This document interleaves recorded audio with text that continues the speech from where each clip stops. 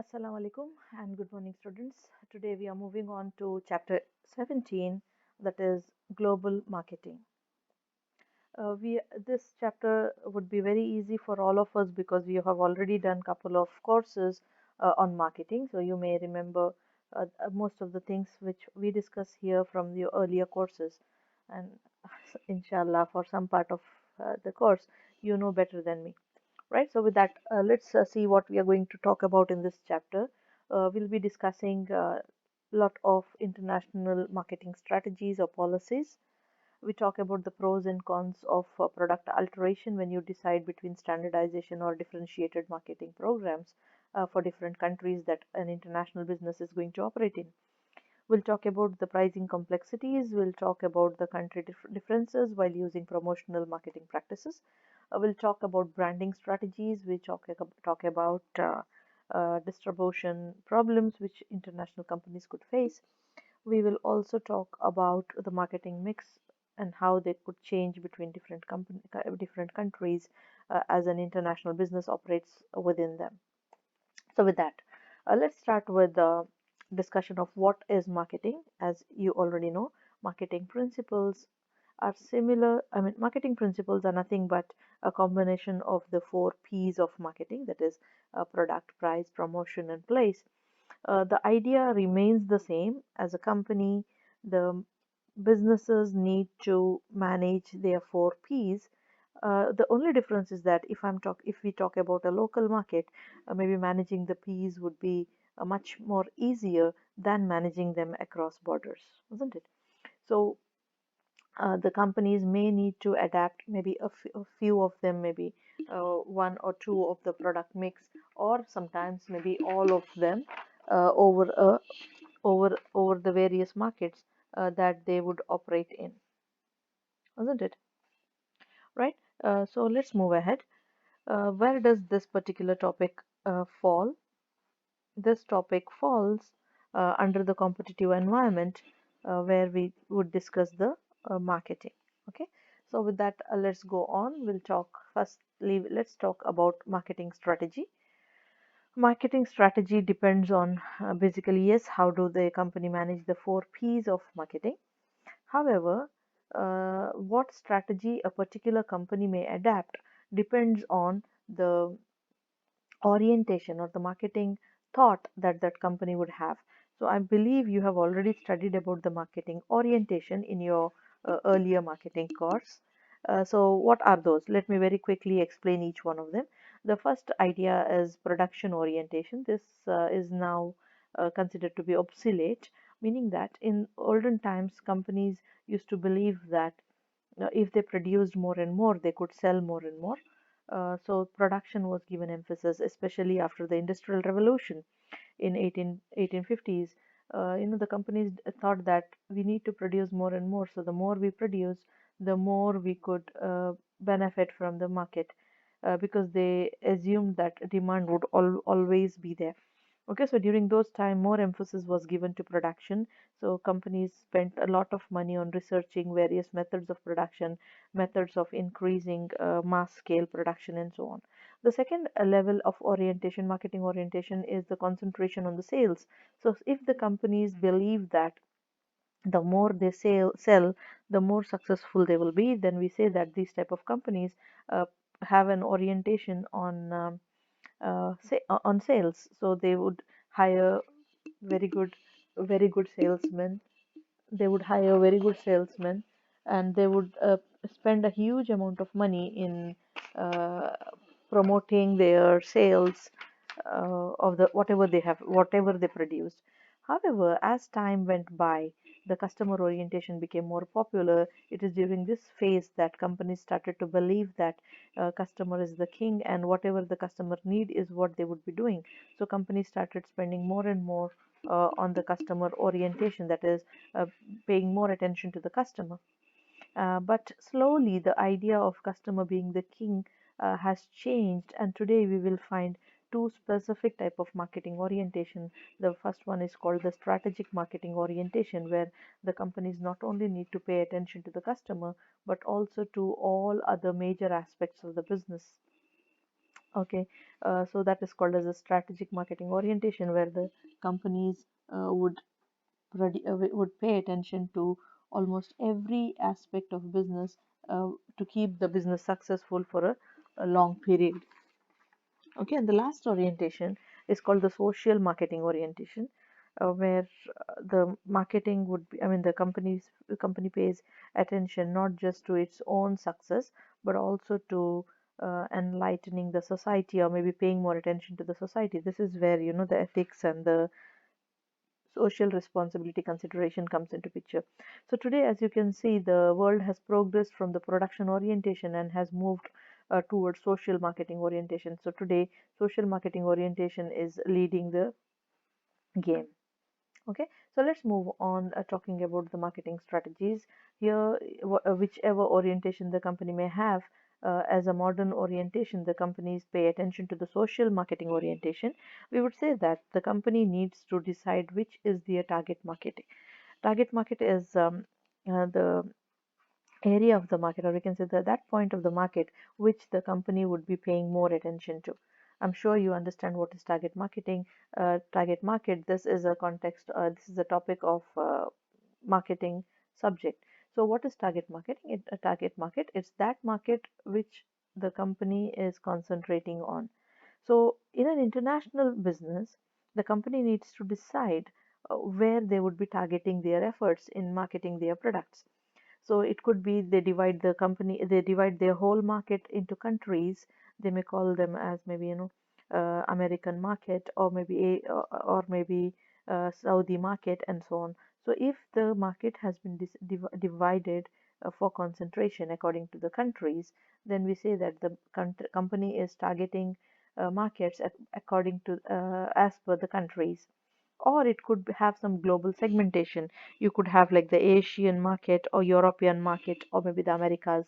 So here you would be targeting your market according to the global segmentation or the regional segmentation which you have decided on. Or maybe the company can use some multiple criteria. It can decide how exactly they want to deal in a international market.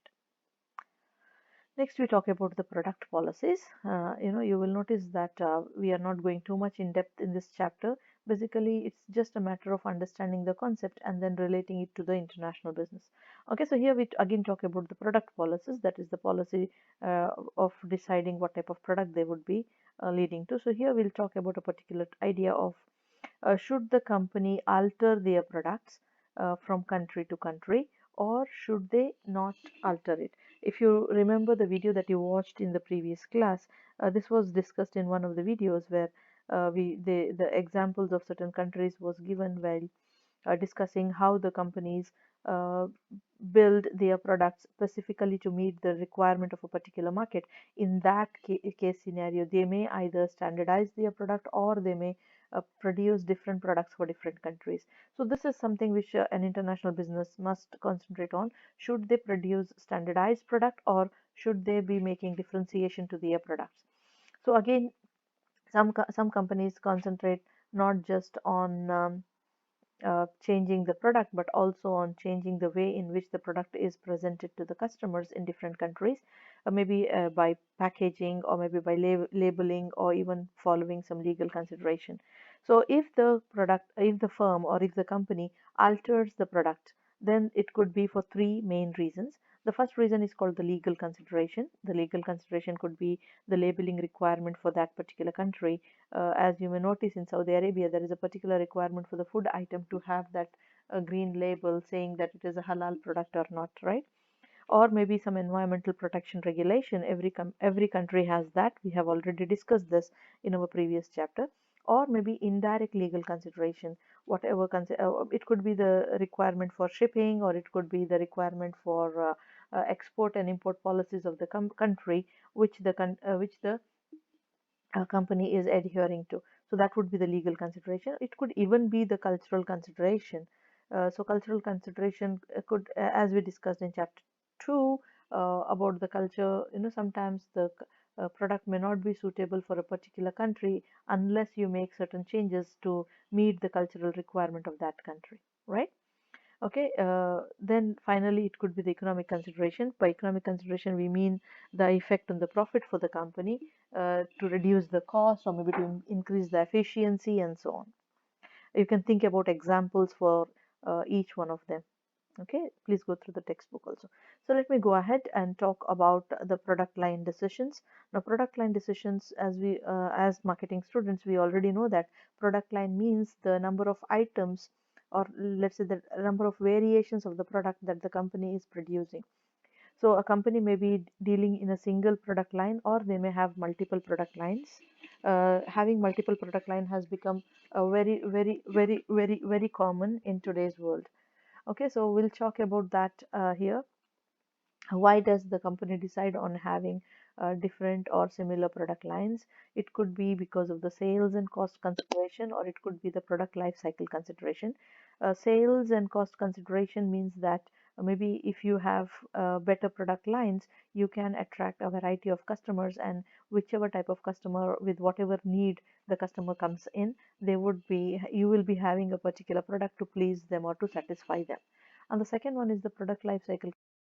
If you remember from the chapter where we were discussing the product life cycle, um, where we understood that the products actually go through various life cycles, or we can say phases in the life cycles. Maybe some products are in the introductory stage, some products are reaching towards the maturity, or maybe some products have reached the maturity, and maybe products are also moving down into the product life cycle. So to keep up high sales in different parts of the world, the company may be managing a variety of products, so that they will have sufficient products at introductory stage, sufficient products which is moving towards maturity, sufficient products which has reached maturity, and sufficient products who we call as the cash cows. They have reached the maturity and now in the declining stage, so you don't want to spend any more amount on them, just take benefit out of them. So the company, any company for that matter, we call them as conglomerate, actually believe in keeping a variety of product lines, or variety of products, so that they can take the benefit of each of the product and have a consistent sale, because their products, they have a variety of products, and they never reach declining stage as a company as a whole. Rather, their various products may be reaching declining stage. Fine. So next we come to the pricing strategy. By pricing strategy, we mean how is the company going to price their product or services.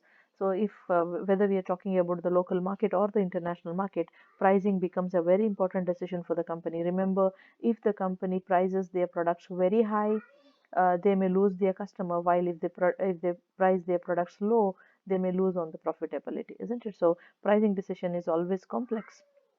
Now, the companies in an international market not just need to look into the pricing on the basis of the profit generation, but normally they would have many potential obstacles in an international pricing scenario. The obstacle comes not just because of your product, or because of the customer, or because of the competition.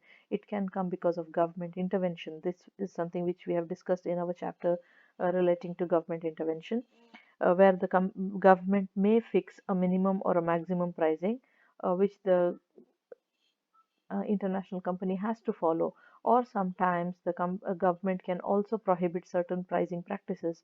Maybe the government may put restriction on the number of sale, or the discount offer that the company gives. Or also remember that the concept of dumping. Many countries prohibit dumping, so at no circumstance the company can follow such type of pricing behavior. Or the second reason can be market diversity. Consumers in different part of the world are willing to pay different prices for different type of products. So following that, if the company really understands their consumer, they may be pricing different consumer differently in different countries. Okay, so with that, let's go further with the pricing strategies. So what tactics, or what we can say techniques, do companies follow in order to price their products? So here we talk about pricing tactics. Again, this is not a new concept. You have already studied this in your marketing subjects. So there are three pricing tactics. The first one is called the skimming strategy. Skimming strategy refers to charging the highest possible price, maybe for those products where you find that the customers are willing to buy. Normally, this is done by electronic companies or maybe technology-based companies. The best example can be the mobile industry, where the companies charge a very high price for their product when they are initially launched, and then once the cream of the customers have actually purchased their product, the price will slowly come down. This is called skimming. It's like taking away the cream from the milk, skimming out the cream from the milk. It's like taking the benefit when it is possible and then slowly reducing the price. The second strategy is called the penetration strategy. This is opposite to the skimming strategy.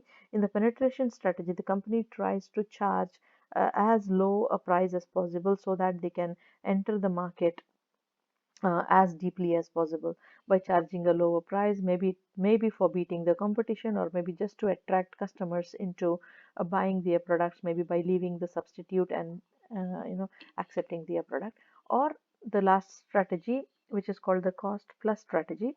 Usually this is not very successful in today's marketing scenario because competition rules the game. You cannot depend on your cost to decide the price of the product. However, this can also be a strategy where the company says that, okay, this my cost is 100, so I'm going to charge $110 for my product. So this is called as cost plus strategy. Secondly, we will discuss about the pricing strategy is the export price escalation. Now, we need to understand that whenever you try to export your product from one country to the other, your cost adds up, meaning that you will not only pay for the raw materials and the manufacturing of the product and the transportation, you may have to pay some extra cost just because you're trying to export from your country and trying to enter those products in another country. And the third reason for deciding a pricing strategy is the fluctuation in the currency value. Okay, fluctuation in the currency value. Right. So to explain that, let's have a look at this one, this diagram. Now, what does this diagram say? The diagram says that when you're trying to take your product from maybe the one country, maybe country A, and then trying to go towards country B, it's not just your cost of production that matters. Cost of production plus the transportation cost. Not only that, to break the wall and enter the another country, you also need to pay the tariff. That means you also need to cross the tariff wall. And then only you would be talking about, I mean, in addition to that, you will also talk about the importer's cost, which adds to that. So if you will notice, maybe if the cost of production was $1, and if you were selling it in your home country, you may have been able to sell it at $1.5 and make a profit out of that. However, if you're going to export the same product to another country, then maybe your cost could be $1.9, and maybe your selling price could be much more than that. So these are the things as an international company you need to pay attention to. Here we'll talk about two small concepts, gray market. Sorry, it's one concept, gray market. It's also called as product diversion. If you remember, we talked about black market in our topic when we discussed currency market. So here gray market refers to a similar idea where you're trying to send your product from one country to another through unofficial distributors. That means by maybe hiding it from the official distributors, or not declaring it at the official maybe entry point. Okay, so this can also be smuggling. Smuggling is bringing in goods without the authorities' knowledge. So this definitely is illegal, but sometimes it can also be dangerous. Okay, next we'll talk about, okay, this slide is just telling you about how would you negotiate the import and export price. Now, being in an international market, you need to learn certain tricks and have certain idea about how to negotiate price with international clients. So there, maybe if you hear this complaints from your importers that your offer is too expensive, don't suddenly jump and reduce the price. Rather, you need to ask them, what do you mean by expensive? Because expensive in your different from theirs, isn't it? So you need to ask them, why do you think it is expensive, and tell us, like, what are you basing your comparison on. So try to understand more before that, so uh, you need to negotiate rather than just reduce the price with your client because they said it was expensive. uh, then if the client says like we don't have sufficient budget, so again you need to find out from them what do you mean by budget. Is it for a particular time frame? Maybe you can break down your offer into different time frames. Maybe you could give them a monthly offer or things like that. So this could become a little complicated, so you don't take it at the face value. Any question or concern which the international client raises, the next question is, this is not we are looking for. Again, don't just take it at the face value. You need to try to understand what exactly they are looking for and what specific features are they looking for. Is it about the packaging? Exactly what is the requirement of the customer needs to be understood. If the customer says that your offer is not competitive, again, it could be similar to the first question which is raised here. Try to understand what exactly do they mean by competitive, which companies are they comparing your products with, and so on. So rather than reducing the price, you could actually show them the features which the competitor is not giving, which your company gives, and so on.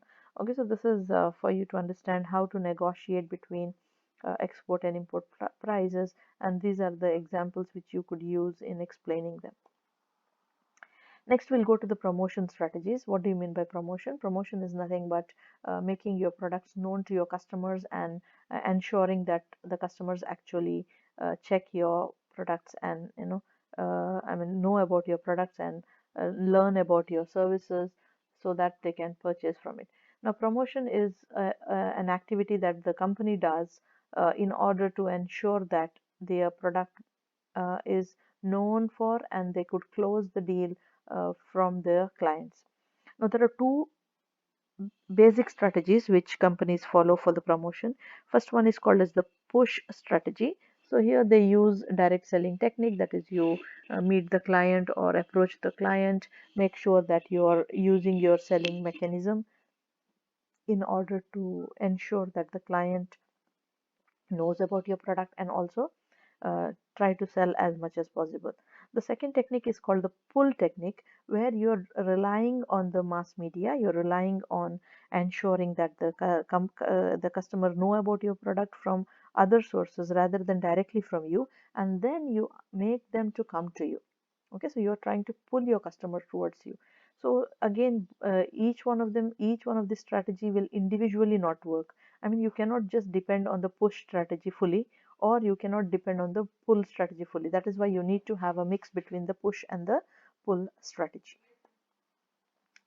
Next, we will talk about advertising. Just like we talked about, having a standardized product. Do you want to make any changes, differentiate between your products? Similarly, when you talk about your advertising technique, this is one of your promotion strategy where you will be advertising about your product to your customer. Will you use the same advertisement globally, or are you going to use a differentiated advertisement in different parts of the world? Now, this again depends on, of course, various circumstances. It could be the cultural circumstance or the legal circumstance or the government intervention. Here we are going to look at the advantages of having a standardized advertising. Now, standardized advertising means you have the same advertising in whichever part of the world, right? So if you want to use that, then the advantages are that you can lower the cost. You have the same advertising, so you don't need to spend on creating different advertisement for different parts of the world, right? You can actually provide better quality at local level because you are maintaining that advertising quality internationally, and the same advertising is being used all over the world. You can provide a global image for your product. Okay, so many global brands today, like Apple, for example, or Samsung, or maybe even car companies like Audi or Toyota, you will see that they try to maintain a global image. This would be an advantage of standardized advertising. And also, you could rapidly enter into multiple countries because your brand is well known, so you will not find it very difficult to enter countries, and you can actually enter many countries at the same time because you have created an awareness, a global awareness about your brand, right? However, if you have a standardized advertising, it could lead to some problems also. Now, what type of problems? First one is the translation problem. Maybe you have an advertisement in English, but imagine when you're taking the same advertisement to another country, translating to another language could become very difficult. I believe we discussed this in chapter 2 when we were discussing culture. One of the element was language, isn't it? Language, it could be a silent language, or it could even be the language of words. Imagine you have an advertisement on the television, and maybe the actors on the advertisement is using some gestures which may be misunderstood in different parts of the world. So that is something which you need to pay attention to if you're thinking of a standardized global advertising. The second problem that could follow is the legalities. There could be some legal issues with using a particular advertisement. Maybe it was okay to use that advertisement in one country, but maybe not okay to use the same in another country. We can think of examples maybe in Saudi Arabia, where using female actress has a lot of restrictions even today. Finally, the market needs. Maybe you are portraying a particular type of need in one of the country may not be the need in another country. Maybe you're portraying the need for status, or maybe a symbol for luxury in one country, but may not be the need in another market. Maybe there you need to pay attention to the common needs of people, and maybe you want to sell the same product by addressing some other need in another country. So these are the problems you may face by using a standardized advertising. Okay, so this slide is actually talking about the advantages and disadvantages of standardized advertising. Let's move on to branding. In case of branding, we know what is brand, isn't it? Brand is a particular identifying mark which the product is identified with. We are familiar with so many brand names, right? We know when, as soon as we say McDonald's, we remember that cursive M with yellow. So we know that it's the brand for McDonald's, or maybe if any of the car company, we know each company has their own brand identifying mark. Now the company actually needs to also pay attention to how they are going to brand their products, because brand gives them recognizability. So brand is an identifying mark for the product or the service. Now again, like we discussed the global advertising, let's also talk about global branding. So what if you're going to use a global brand? There are two advantages. One is that you will have a global image, and also you will have a global player identification. Just by looking at the brand name, we recognize a Volkswagen, we recognize a BMW, we recognize many other uh, companies just by looking at their brand. Think about Starbucks. Just by looking at that, we identify them. So this is the advantage of having a global brand.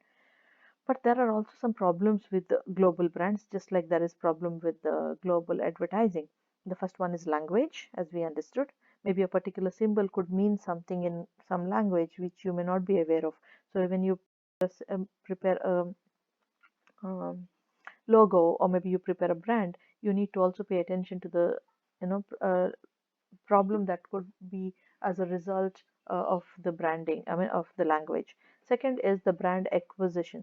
Now, when you buy a brand from another country, then it's possible that maybe you're buying a company from another country. Maybe that was a very popular company in that country, but now you want to use your brand to acquire that. So then that could become a problem. Next, the problem about the country of origin. As soon as you use a global brand, it becomes very difficult to identify the country from which the product has originated. If you remember, we talked about this country of origin also in the previous chapter. For some countries, it is very important to know where did their product originate. Finally, generic or near generic names. Now, sometimes the brand is, equivalent to some generic names. Then it's very difficult to identify whether it was a brand name or is it a generic name, and competitors can take advantage of this scenario. So there are problems with global brands, and also there are uh, you can say advantages of using a global brand. So being an international business, you need to weigh between the pros and the cons and decide whether you want a global brand or not. Okay, next we talk about the distribution strategy. We already discussed this in the previous slide. We were talking about that example where you have to take your product from one country to another. Now, the important consideration is that using your distribution channel at an international scenario becomes much more complicated than using it in a domestic scenario. So when we talk about distribution, the meaning is that the course, or we can say the path that your product takes, the physical path that your product takes, from moving from the place of origin to the place of consumption. So it could be the legal title, it could be the physical movement of your goods between the production and the consumption. So again, the question comes, if you're using your um, distribution channel, are you going to standardize it? So we know distribution channel is the supply chain that you're going to use in order to distribute your products to various parts of the world. So distribution can vary substantially among countries. That means that maybe in a particular country, let's say for a country like Saudi Arabia, putting your products in a retail chain or maybe in a mall could be the best way to distribute the products to the places, because maybe people like to shop around in the mall and then product. But in the recent years we have also seen that there has been change to that. People would like to purchase your product from an online channel rather than go to the physical mall. So again, you need to really understand what is the requirement of the country, because once you fix your distribution channel, it may be so difficult to make changes. So when you're choosing between the distributor and the distribution channels or the distributors, you need to consider these three important considerations. So what are they? Whether internal handling is feasible. That means maybe you have chosen a particular distribution channel. Maybe you choose FedEx to distribute your online orders. Then is it possible to handle them internally? That means within that country, is it possible to make some changes to the distribution decisions that the customer make, or which distributors are more qualified? This is a very important decision, whether you want to choose between an Aramex or maybe a FedEx or maybe any other distributor for that matter, or if you decide to make your distribution by your own. And finally, what about the reliability of after sales service? This is very important for many companies. The customer opinion about your product could depend very much on the after sales service that is provided. So if you hand over your distribution work to a distributing company, then what is the reliability of their after sales service? So this is also something which you need to be worried about. So distributors actually would decide to handle different products. So for example, let's say if we want to choose FedEx as your distribution uh, partner, then maybe FedEx has a choice. They would have their own priorities on what type of materials they would want to handle. Maybe they don't want to handle something which is liquid, or maybe they don't want to handle something which is quite heavy to carry around. So in that case, you need to really make these distributors to work for you, isn't it? So to make them to work for you, what you may have to do, you may have to give them incentives. Maybe you give them commission, or maybe you pay them something extra, or maybe provide them some incentives so that they could work for you better than they work for any other company. Also, you may use some successful products as a bait for new ones. Maybe you already have given them distribution of your very successful items, and then when you bring in a new product, you also give them um, opportunity to deal with the successful product as well as your new product, or convince the distributor that your product is more viable than any other product in the market. So this could lead to the distributor to have a successful partnership with you. Okay, so these 3 points could be, these 3 points that you see in yellow could be an answer to the question about how can you make the distributors work for you. Okay, you can use this and check the textbook for examples. Next one is what factors actually contribute to the distribution cost differences among countries. So we have to understand that distribution cost may vary across countries. In some countries, distribution channel is very well developed, so you may not have to pay much to hire a particular distribution agency. While in some countries, maybe the distribution channel is not well developed, so you may have to spend more energy and more cost on considering those distribution channel in those countries. So what are the factors that you need to consider? So the first one is the infrastructure condition. Again, if it is a well developed country, the infrastructure will be well developed. The roads, the railways, maybe also the transportation facilities could be really good in those countries. So the safety of your product could be ensured. Also the speed of your delivery could be ensured.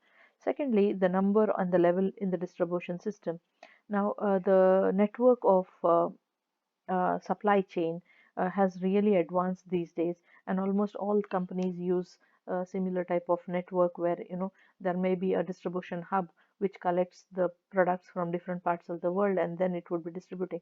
However, if the levels in the distribution are many, that means if the product has to come from one place, get collected in another place, and then taken to the third place, and then before moving to the final customer, it means the levels in the distribution are many. In that case, distribution becomes more costly and less time efficient. So retail inefficiencies must be taken into consideration. Also, the size and operating hour restrictions. Sometimes a country may have some operating hour restrictions.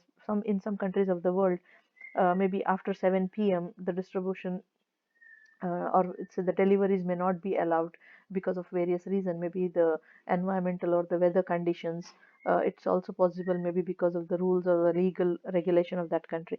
So the timings of operation is also very important.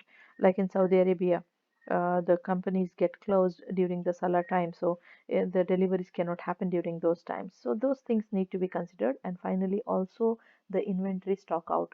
Maybe in this world of online supply chain, it's very important that the company needs to pay attention to not reaching a stock out, because as soon as they reach the stock out, the customers go to the second best supplier. Okay, so this slide talks about the factors that uh, leads to different prices, or we can say different distribution cost in different countries. Right. So next we talk about the e-commerce and the internet. We see that today almost 80% of the transaction happens online, and especially now during this time of crisis of coronavirus, you see that almost all the dealing is happening online. So e-commerce and internet provides a lot of opportunities, but also they lead to some problems. So very quickly, let's go to the opportunities that we have. The first opportunity is that it can replace the traditional sales method. So you don't need to be available to your customer 24/7. You can just put your products online and wait for your customers to approach you. Look into the information that you have already made available to the customers, and then the customer could choose the product or the service that they like. And secondly, yes, you can have a faster customer service because you can real time see the customer actually looking at your products and the questions that they may have in your mind. But this can also lead to some problems. Now, what are the problems that it can lead to? You cannot differentiate between the sales program of different countries.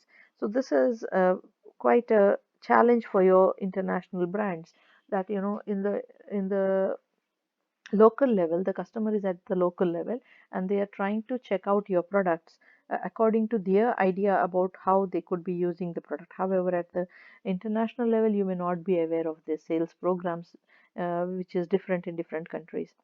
And finally, whether you are still dealing online, whether you're attracting your customer online, doesn't matter. You still need to comply with the local laws, which could be different in different countries. So we'll talk about why and how we need to talk about the marketing mix, which can be different in different countries. When we talk about the marketing mix, we understand the product, price, I mean the four P's of marketing, which could be different in different countries. So here you need to think about how you will make use of your marketing mix to the best advantage for you. Right, so we'll just talk about this one topic at the end of the chapter. Here we'll talk about the gap analysis. Now, what is gap analysis? When you are working in an international market, basically you need to be very sensitive to the gap that has been created because of these four points. So what is gap analysis? Let me first read it for you. It's a method for estimating the company's potential sales by identifying the prospective customers that it is not yet serving. That means, where is that gap where we can enter and make our sale possible, right? So this gap happens because of these four reasons. What are those? It could be a usage gap, it could be a product line gap, a distribution gap, or a competitive gap. Let me explain that with this particular diagram here. So what do you mean by usage gap? Now, usage gap actually means that the people are ready to buy, they are ready to use your product, however you are not selling them yet. Okay, so can you see this part is called the usage gap? That means you have the potential to sell, and this is not only for your company. Any company can make use of this usage gap, so you need to identify this usage gap and try to act on that. Okay, next, you will look at the competitive gap. Now, what is the competitive? Okay, let's look at all these three together: the competitive gap, the product line gap, and the distribution gap. Now, what it means is that the competitive gap means that uh, there is the possibility that you can sell the product, but other competitors are dealing with it. So this part is lost because there is other competitors in this market. Then the second product line gap is that the people are ready to buy, but you do not have the product because you do not have the product line. Okay, so that means the product which the customer wants is not with you. So some other competitor is actually selling it. And the last one is called the distribution gap. That is, you have the product, you have the customer, but you do not have the adequate distribution channel to send that product to your customer. Now, can you see these three are very challenging for any company, that they have a possibility of selling, but the competitors have taken up those particular challenge. You do not have the product, or you do not have the means to distribute the product to that particular customer. So right now you are selling at this level, but you could have sold at the highest of this level, while it is eaten up by the competitive gap, the product line gap, and the distribution gap.